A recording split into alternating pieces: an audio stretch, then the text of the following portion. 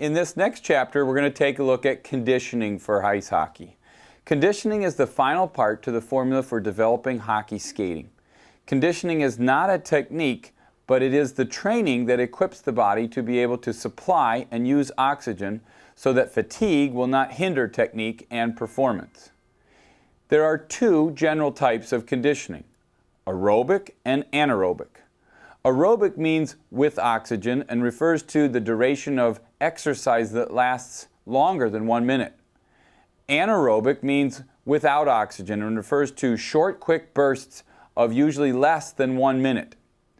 Ice hockey players use the anaerobic energy system to play the game and the aerobic system to recover between shifts.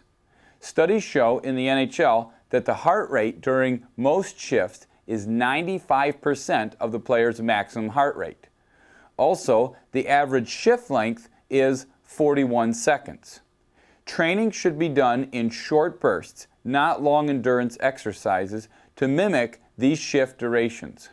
Players can increase their VO2 max, the volume of maximum oxygen uptake, by sprint training instead of long-distance runs or long-distance skates.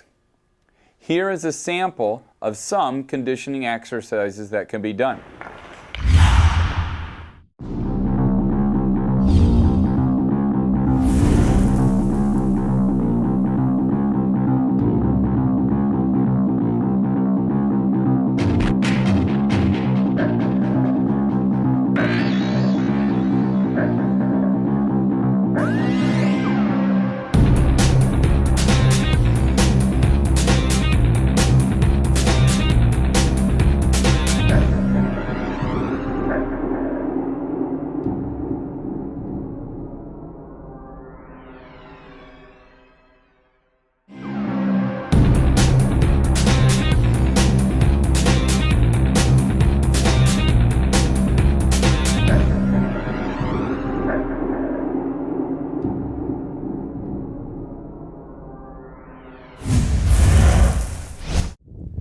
Now we're going to take a look at step-ups as a conditioning exercise for ice hockey. Here we have Asher Finsley to demonstrate this exercise for us. We want to find a box first that's at the right height. So when Asher steps up, we want to make sure that the knee bend is a 90-degree knee bend. And then the pattern is going to be to step up and then bring up the other leg and bring the first leg back down and back down. We're doing this for conditioning, so we're going to go in a 2-minute set and we'll switch legs halfway through. Okay, go.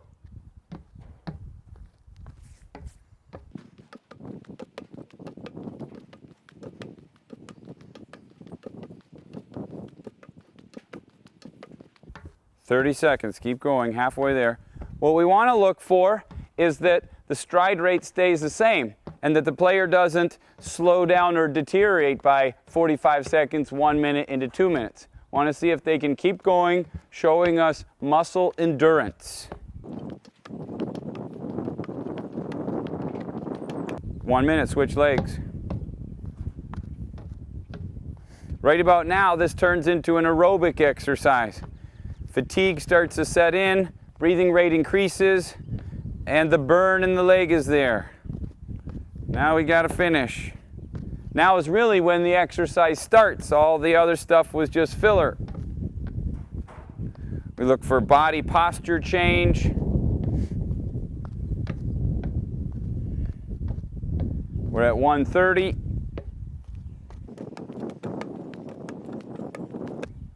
Finish hard now, buddy. Finish hard. Keep going. 15 seconds. 2 minutes. Good job. Another way that we can train is to train endurance. Endurance is something that we want to train at the end. The order of training is first to do our quick foot exercises, our plyometric exercises, then our strength and conditioning exercises, and at the end, we would do our endurance, long distance run. So here's Asher again to show us this long distance run. 25 times, 50 times around the track. Looks like this.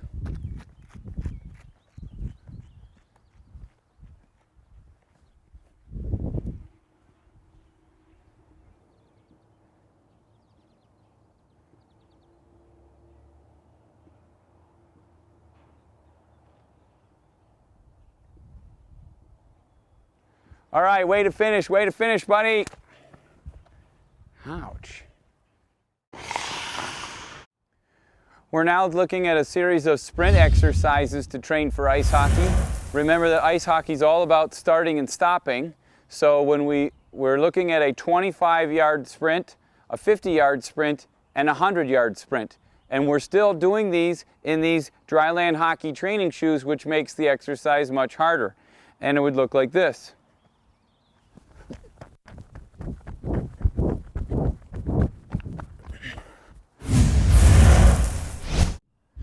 Now we're taking a look at a 50-yard sprint. Looks like this.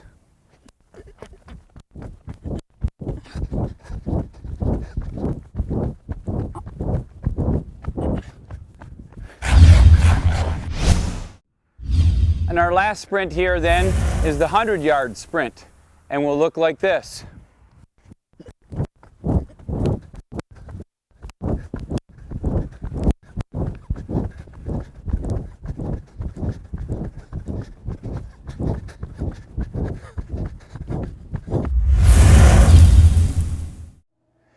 We're now taking a look at the bicycle as a form of training for ice hockey. The bicycle can be used for many different purposes. We can use this for strength and resistance training. We could use this for conditioning. We could use it to build up lactic acid in the leg muscles. We could use it to flush lactic acid after a game. We see many college, junior, and professional teams using the bicycle. You see many clips before or after the games of players cycling on the bicycle. There is some discrepancy, though, as to whether the players should use the bike, because the bike is a non-weight-bearing sport, where in ice hockey we bear our own weight. So there is some controversy there. But we want to tell you that if you did use the bike, a way that you could do it is do the hill program. That's what most often players do, or they're doing fast cycling to get rid of lactic acid. So the bicycle is a form of conditioning, and try the hill program. It'll be hard, you'll love it.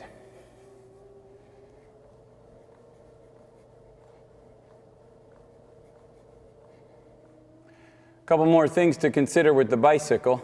It is low impact training, so it takes the stress off of our lower back and our knees, and it also is great for rehabilitation in case a player gets an injury. So don't forget the bicycle in your form of training.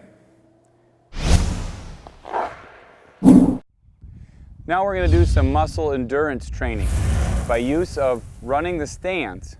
You could do this inside the arena or outside at a football field. So here we've got Asher again to show us what this would look like for muscle endurance.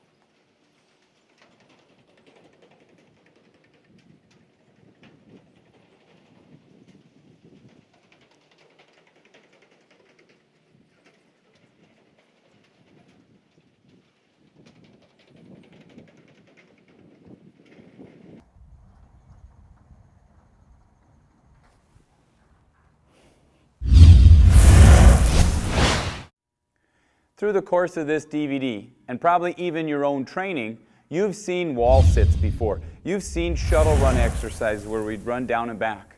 But we've never thought to combine them together. I came up with this exercise after I saw and watched the NHL games and the highlights and saw the statistics about how we perform. And what happens is a player is in a perusing position. They're scanning the ice from this low position, and it's from this position, after holding this, after battling and fighting, they're supposed to make a quick start and go, 3 quick steps. And then they come into the zone and they bend down and they're in this quick position. And then from here they push, and then they make a quick start, they go, and they bend down again. So they're constantly building a dead leg on the thigh, and then they're asking themselves to make a quick start from that drained thigh position. So here's our idea. We're going to make wall sits for 15 seconds. We're going to do a shuttle run down and back, and then go back into a wall sit for 15 seconds. Have to build that dead leg, come back out of it. And we're going to do these 4 times, so it's a 60-second interval. And a couple of things that we have to comment on about the wall sit. The wall sit, like we said from before earlier in the DVD, has to be a 90-degree knee bend. Players can't do this and cheat. They can't put their legs out here, and they can't put their hands in their hands. And also when we start, we're looking for the player to come off the wall and make a quick start. Move their feet real quick, 3 quick steps. And what we see 2 things. We see that players will use their hands. They'll come off the wall and they'll push. That's cheating first. And then, especially towards the end, you'll see that players come off, and it isn't 3 quick steps. They come off the wall and they go slow steps at the end. So let's take a look at how this exercise works. Get into a wall sit, 15 seconds.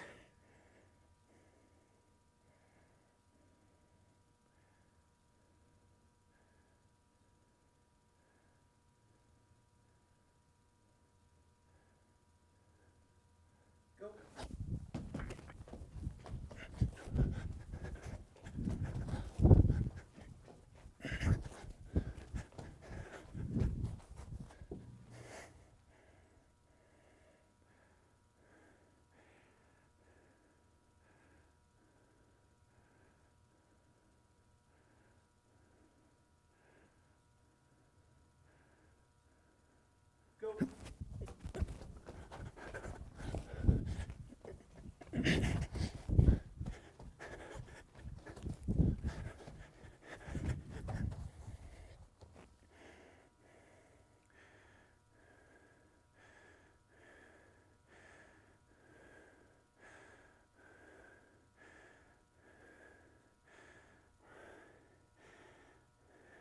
Go.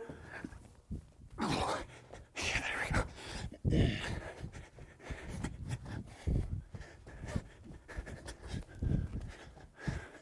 Now we're dying. Legs are burning.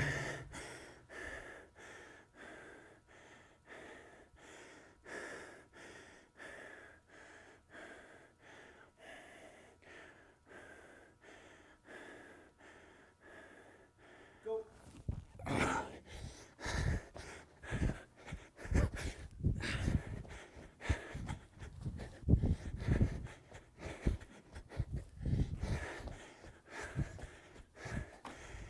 And that's the exercise. One out-of-shape hockey coach. Try it with your players. Try it yourself. You won't believe how hard that exercise is. In closing, some key points to remember. Never before has there ever been such a DVD like this, showing so many dryland training exercises in such a progression. Players and coaches will now be able to use these exercises to produce the fastest skaters in history. I hope that you have enjoyed these DVDs. I feel very fortunate to be able to share all of this information with you. Remember that practice is the key. Work hard and try your best. Who knows, maybe we will be watching you or someone you coached play in the NHL someday.